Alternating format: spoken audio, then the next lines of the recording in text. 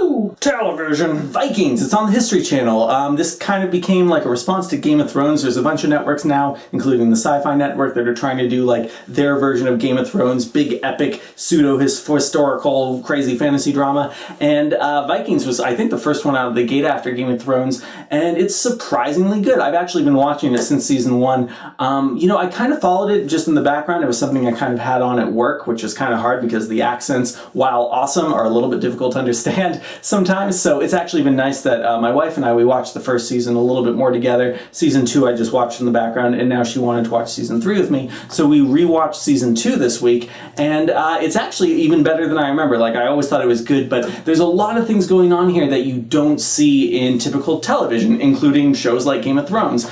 You know, these are incredibly strong, independent characters. These are characters whose agendas do not rely on other characters, and especially for female characters, it's really rare in television to see female characters that can do their own thing and actually support each other in a way that it doesn't diminish any of the other female characters' roles. You don't have girls fighting over a single guy where one of them's going to win and the other one loses and both of them look like catty idiots or anything like that. All the women can kind of have their own agenda, get it done, and live in harmony. You have all these different wives. Some are shield maidens, and they are all doing their thing. And it's really interesting now that we started to venture into season 3. We watched a few episodes of it just over this weekend, and especially with the stuff going on with Kevin Durand and this whole mystical thing that I really like. I don't know if I'm actually talking to people who've seen the show or not, so I'm just going to talk about what I like about it. Kevin Durand, you might remember from Lost, the whole "I'm gonna kill your daughter" to Ben Linus. He's here as a kind of mystical figure that you don't really know what's going on with him. He smiles a lot, he speaks in riddles, he tells stories that are like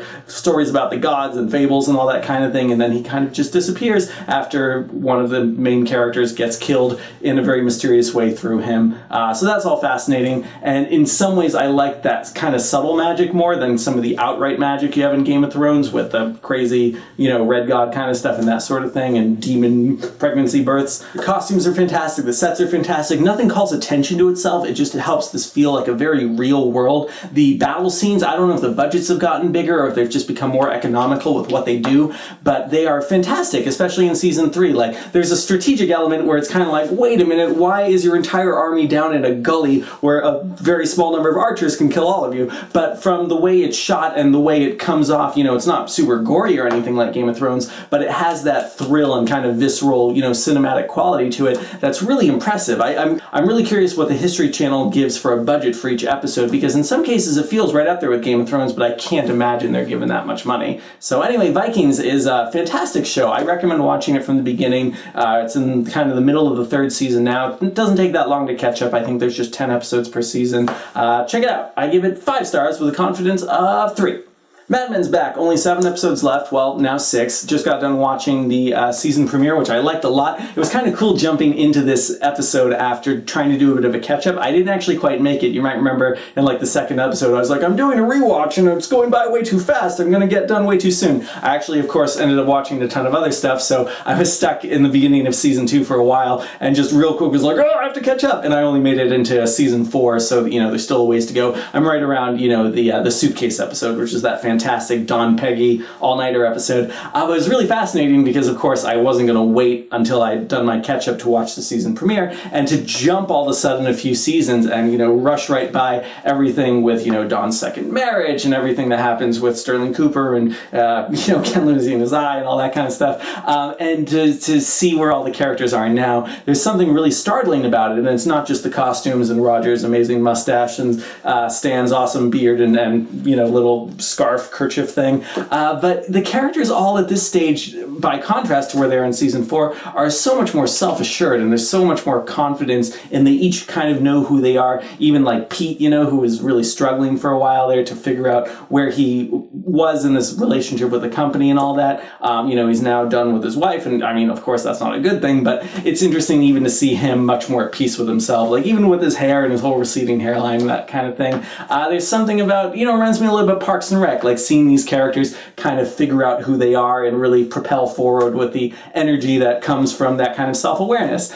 So, you know, what's interesting about this episode too is it wasn't that much about Dawn. Like, we have Dawn in this premiere episode kind of he has this weird Rachel Menken thing going on where he sees her again, and it's a little bit like when the woman who the original Donald Draper was married to in the suitcase dies, and he kind of sees a ghost of her. There's kind of something similar going on here with Rachel Menken, and that's like a weird power that I guess Don has. Anyway, it's interesting that we weren't probing that much more into Don right here. It was kind of cool to see right off the bat in the diner that he's much more comfortable talking about his history and telling real stories from his real life. I think now he's starting to come to terms more with reconciling who Donald Draper was, who Dick Whitman is, and trying to find someplace where he can be comfortable with who he is. But what struck me about this, what I'm trying to say is, what struck me about this episode is how much it's really become about a lot of the ensemble characters. This is a show that started all about Don Draper and that mystery of who Don Draper is, and for the most part, that's kind of been resolved. Like, there's, kind of an epilogue quality to everything going on with him right now, but a lot of the other characters who we've grown to know and love, especially Peggy, of course, is, in my mind, just as much a protagonist than the show is Dawn.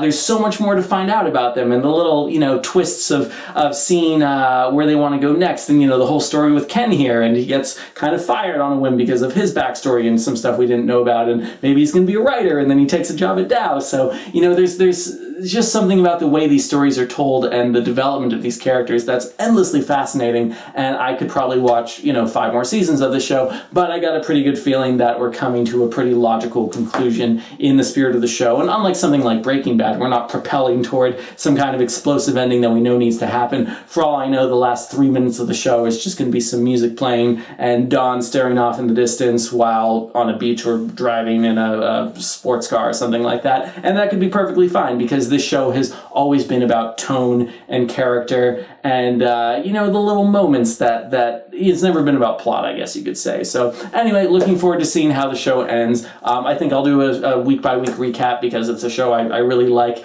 It took me a while to get into it, I'll say. Like, unlike Breaking Bad, where as soon as I really gave it a chance, I was right into it. It took me probably 2 seasons of watching Mad Men to get adjusted to its pace and really understand how it wanted me to watch it. And then from there on, I was hooked, and I've looked forward to every episode. And doing this rewatch has been really exciting because there's so many little clues that are laid out there that, the show, that Matthew Weiner and the writers, like, they were plotting this stuff out, and they knew certain things that were going to come back at certain points. It's interesting in season 4 here, seeing all the little moments where Megan shows up just very briefly. And then, of course, when Sally surprises Don in his office and Megan's like the only person who can comfort her, that's kind of like beginning that real, the thread that's going to become Megan and Don getting married and that whole thing. So it's really kind of lovely to see all those little notes that are put in there, the little seeds that are planted throughout the show as it goes. So anyway, that's all I have to say.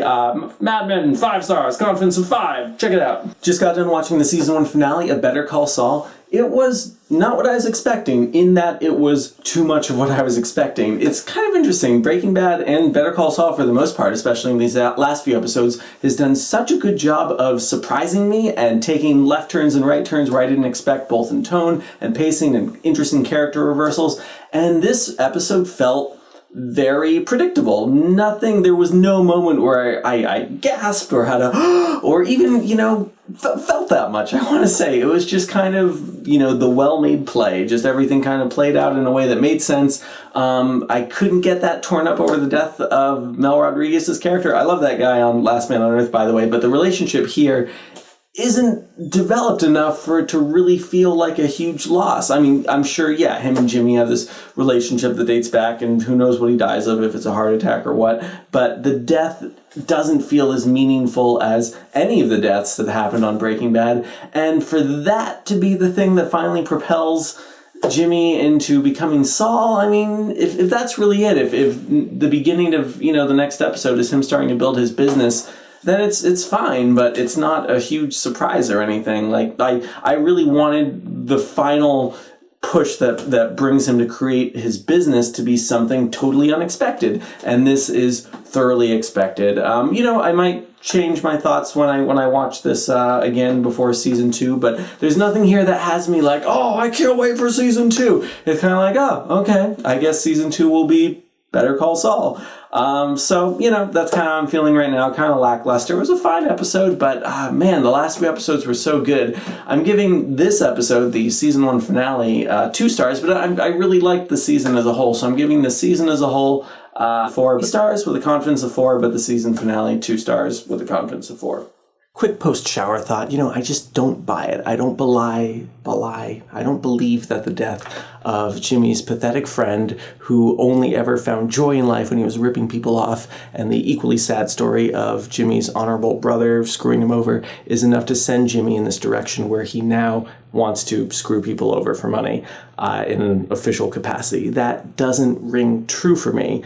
I think that he should have taken the job in Santa Fe. This is the same moment that Walt had when he was offered cancer money from Gretchen and Elliot, but Walt's tragic flaw was pride, and we knew his history with Gretchen and Elliot, and even though we wanted him to take that money, it made total character sense for him not to. In this case, I really don't understand why Jimmy wouldn't take that job. It's another way to get back at Chuck. It's a way to prove himself. He should have taken the job in Santa Fe. I don't understand or believe that he'd actually do what he's going to do now, which presumably is to start Better Call Saul. This week, my wife recommends North and South. She loves both the BBC version and the book version, which is by Elizabeth Gaskell, so check that out. And she also recommends a BBC show called House of Eliot, so check that out.